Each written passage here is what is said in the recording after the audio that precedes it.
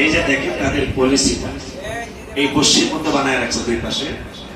মানে আমি আক্রান্ত হয়ে গেছি, আমার সামনে দুইটা গাড়ি ডাকাতি হচ্ছে, তা আমি পলাশে কইলাম গাড়ি ঘোরা, কিন্তু গাড়ি যে মানুষ ঘুরাইবো এটা তারা জানে।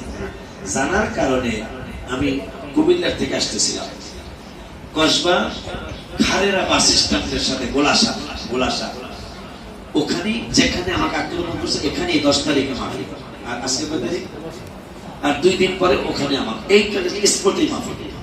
ভালো করে এটা দেখাবো আর কি, আপনারা দেখেন আপনাকে বলাবান কি আর এই যে পশ্চিম মতো বানাইছে দুইটা এইভাবে রেখে দিয়েছে মনে হয়, মানে চাক্কা উঠবে আর চাক্কার ভিতরে এই বর্ষিটা ঢুকবে, চাক্কা বাস্ট হয়ে যাবে, চাক্কা লিক হয়ে যাবে, আর গাড়ি সামনে যাবে না। তা আমি পলাশকে বললাম যে পলাশ এই কাঁপতে থাকা, আমরা ভাবছি ওই পাথর নিচে পড়লে যেরকম আওয়াজ এরকম আওয়াজ, এইটা যে নিচে তা তো আর জানি না।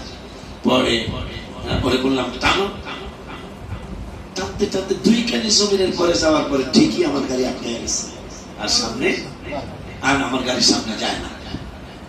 কিন্তু আল্লাহর হাবিবের নজরও করম হয়তো ছিল, কারণ আমি গাড়িতে কোনো কাজ না করলো মানে যাই পারি, আল্লাহর হাবিবের হয়তো নজর হয়েছে, আল্লাহর একটু দয়া হয়েছে, ওরা আমার কাছে আসে না।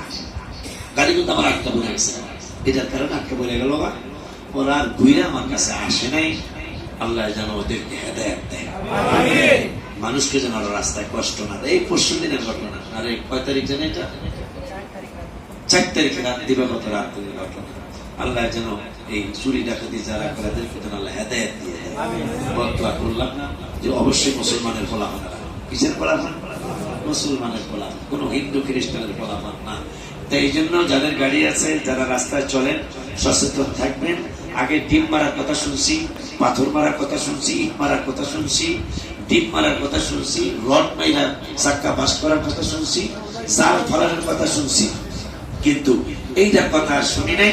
আজকে নতুন এই কথাটা আপনাদেরকে জানিয়ে দিলাম। যারা রাস্তাঘাটে চলেন অবশ্যই রাস্তা খেয়াল করবেন, কারণ দেশের অবস্থা খুব খারাপ।